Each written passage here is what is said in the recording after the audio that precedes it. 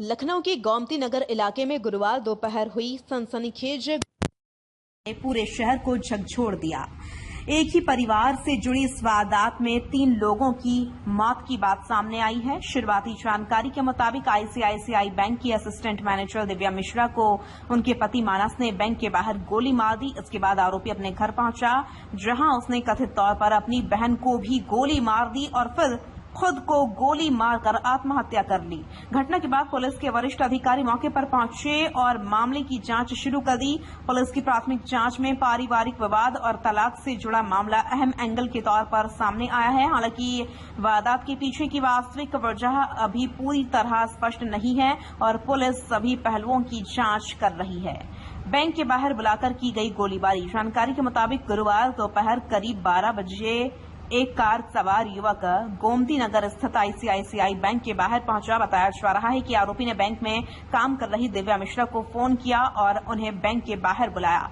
Divya bank से बाहर आई। दोनों के बीच कुछ देर तक बातचीत हुई। शुरुआती जानकारी के अनुसार बातचीत के दौरान किसी बात को लेकर विवाद हुआ और इसके बाद आरोपी ने कथित तौर पर दिव्या को गोली मार दी। गोली चलने की आवाज से बैंक के अंदर और आसपास मौजूद लोगों में हड़कंप मच गया। बैंक कर्मचारी और स्थानीय लोग मौके पर पहुंचे।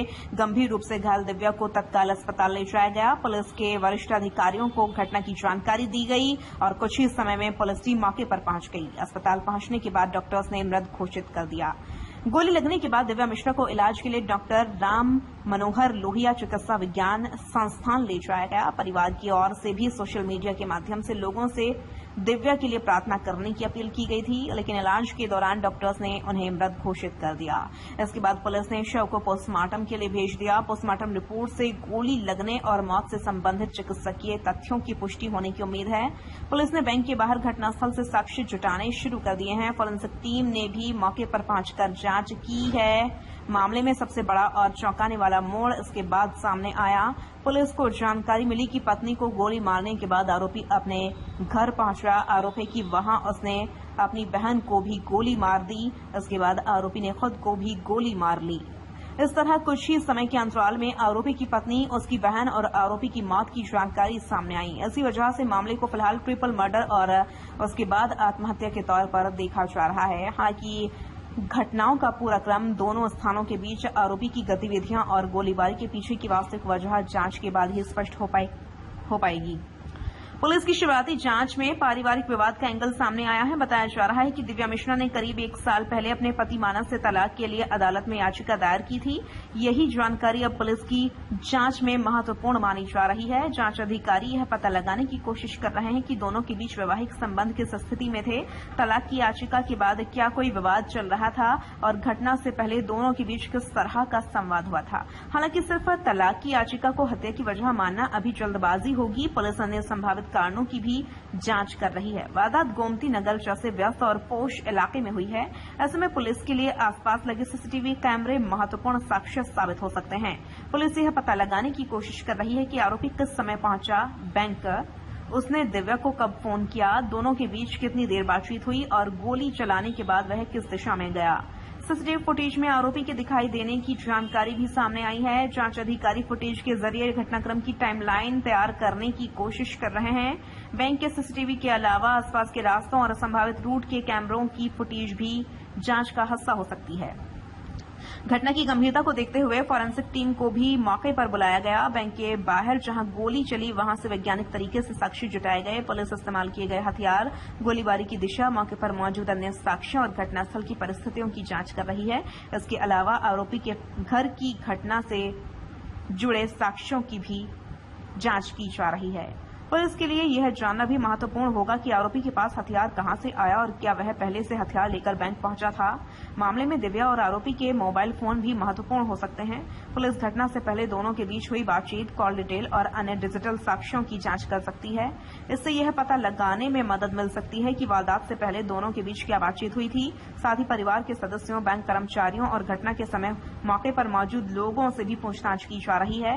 बहन को क्यों बनाया निशाना, यह भी बड़ा सवाल है। इस मामले में पत्नी की हत्या के बाद आरोपी द्वारा अपनी बहन को गोली मारने की वजह भी अभी स्पष्ट नहीं है। पुलिस यह पता लगाने की कोशिश कर रही है कि आरोपी और उसकी बहन के बीच संबंध कैसे थे और घटना से पहले उनके बीच कोई विवाद हुआ था या नहीं।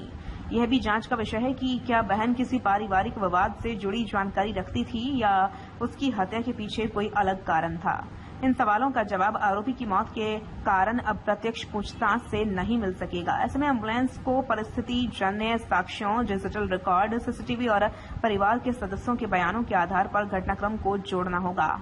जांच के सामने सबसे अहम सवाल, इस पूरे मामले में पुलिस के सामने कई महत्वपूर्ण सवाल हैं। आरोपी ने पत्नी को बैंक के बाहर क्यों बुलाया? दोनों के बीच आखिरी बातचीत में क्या हुआ?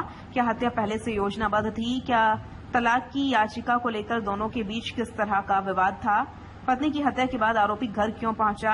आरोपी ने अपनी बहन को क्यों गोली मारी? घटना में इस्तेमाल हथियार कहां से आया? आरोपी ने खुद को गोली मारने से पहले कोई संदेश या फोन किया था या नहीं? इन सवालों के जवाब जांच के आगे बढ़ने के साथ सामने आने की उम्मीद है। फिलहाल पुलिस की जांच जारी है। अब आपको सुनाते हैं यूपी पुलिस द्वारा क्या कहा गया।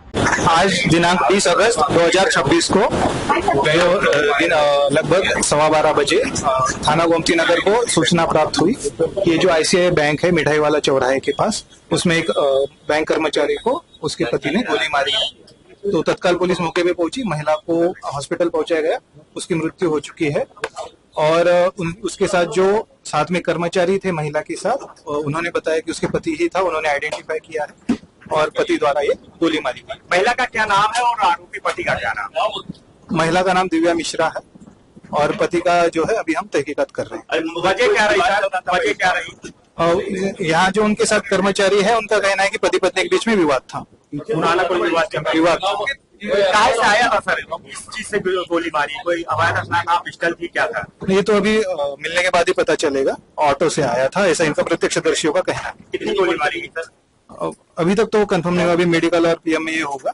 अभी तो सर पे चोट के कारण जो है अभी प्रथम दृष्टया वही प्रतीत होता है। कहाँ की रहने वाली है सर महिला, और महिला यहाँ पे किस पद पे थी? महिला रिलेशनशिप मैनेजर थी और रहने वाली लखनऊ की है। ये पता चल पाया कि मेन सा विवाद क्या है, और ये पति कैसे यहाँ पे पहुंचा था सर? अपनी कार से, बाइक से, ऑटो से? प्रत्यक्षदर्शी द्वारा ऑटो से बताया गया है। बाकी जो है कि विवाद क्या था वो अभी नहीं पता चला है। अभी जब उनके घर वालों से बात की जाएगी तो पता चलेगा। कितनी टीमें लगाई गई सर? अभी 5 टीमों का गठन करके और उनको तत्काल रवाना किया गया है। कोई सीसीटीवी आए सर जिसमें घटना न हो? अभी वो सब देख रहे हैं कोई, और यहाँ जो आसपास काफी लगे हैं तो इसी में दिखवाया जा रहा है। रहने वाले लखनऊ के महिला का लखनऊ का मिला है, पति के बारे में अभी तस्दीक कर रहे हैं, वो भी लखनऊ। लखनऊ पुलिस ने मामले को गंभीरता से लेते हुए जांच शुरू कर दी है। वरिष्ठ अधिकारी घटनास्थल पर पहुंचे और आवश्यक कानूनी कार्रवाई के निर्देश दिए हैं। दिव्या मिश्रा के शव को पोस्टमार्टम के लिए भेजा गया है। फोरेंसिक टीम साक्ष्य जुटा रही है और सीसीटीवी फुटेज की जांच की जा रही है। फिलहाल पारिवारिक विवाद और तलाक की याचिका जांच के प्रमुख एंगल में शामिल है, लेकिन पुलिस की अंतिम रिपोर्ट आने से पहले हत्या की वजह को लेकर किसी निष्कर्ष पर पहुंचना उचित नहीं होगा। गोमती नगर की इस घटना ने राजधानी की कानून व्यवस्था के साथ साथ एक परिवार के भीतर चल रहे विवाद के उस भयावह परिणाम को सामने ला दिया है, जिसमें कुछ ही समय में 3 जिंदगियां खत्म हो गईं। अब पुलिस की जांच इस बात पर केंद्रित है कि बैंक के बाहर शुरू हुई गोलीबारी आखिर उस बिंदु तक कैसे पहुंची जहां एक ही परिवार के 3 लोगों की जान चली गई।